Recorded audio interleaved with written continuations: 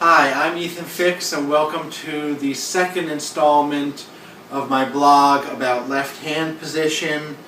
Sometimes an underappreciated topic, but I think a very important one that can really help you play better if you approach it in the correct way or in a correct way, because I'm not necessarily saying that there is only one correct way to go about this, and it can depend on your style of playing and your goals and really what you're trying to achieve on the guitar.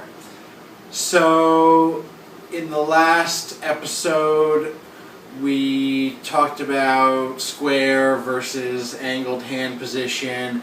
That episode leaned a little towards the square hand position as being more efficient, and the fingers can move independently, and being more like that could help you execute certain more difficult things. But I did make the point that that's not the only way to go. There are situations where I want to be more angled, and we'll get at some of those today. It's always about striking a balance and examining our options. So one thing that you do notice, though, and I guess this still does go along with the proper classicalist hand position, you see a lot of guitar players that try to stretch by reaching out their pinky.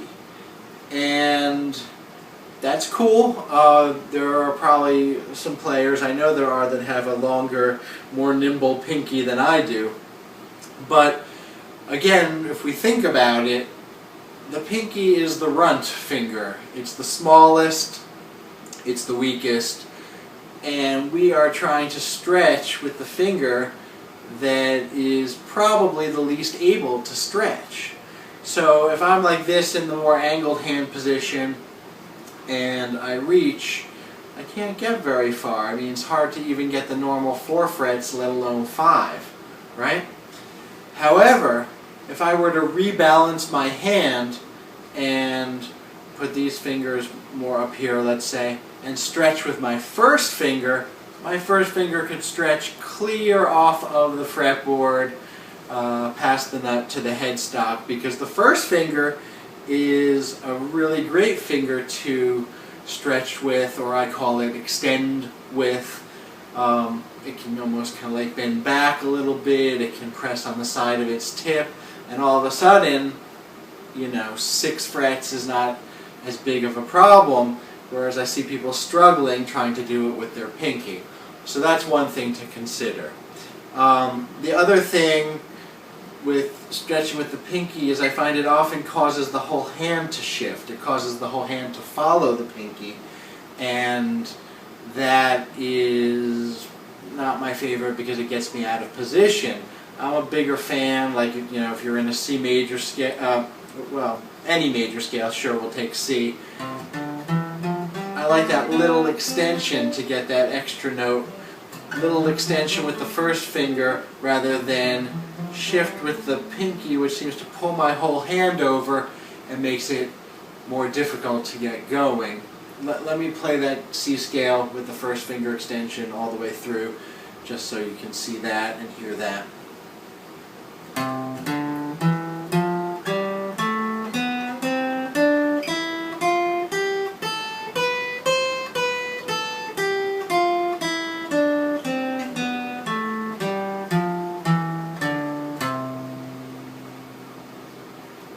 Well, let's go beyond the C major scale, which is nice as a start, but not very real world in terms of actually playing stuff you're going to play. And now we're going to turn the corner here, because I did say that we wouldn't just be giving all the credit to the square proper hand position, but that we would be giving some props to the angled hand position as well, and even the reach with the pinky. Because in this situation I'm very torn.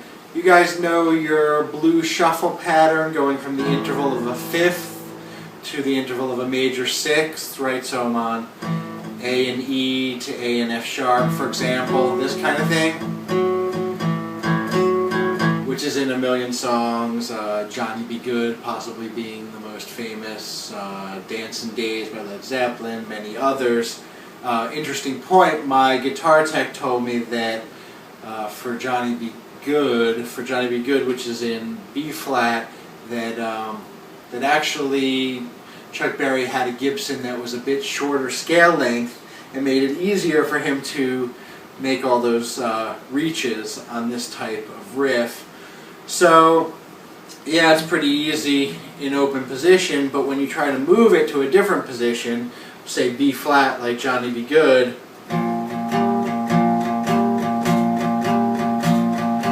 right, it's a bit of a stretch, and that's a stretch that comes up a lot in real music.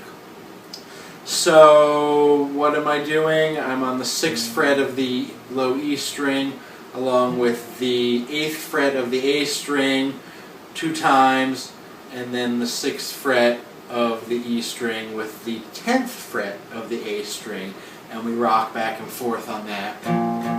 2 hits each. So in this kind of blues shuffle, it's a real question to me whether I want to be on 1, 2, 4 finger-wise, 1, 2, 4, or 1, 3, 4. And I find myself so torn on this particular issue that I don't even think I do it the same way every time.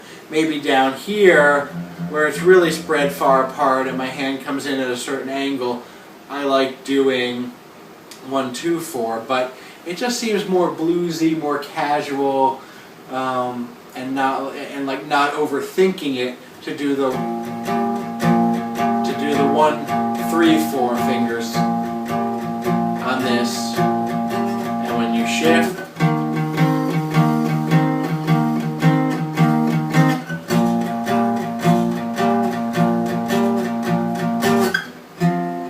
and so on. So that is a case where I might think, oh, this is dirty blues, you know, I don't want to be so proper.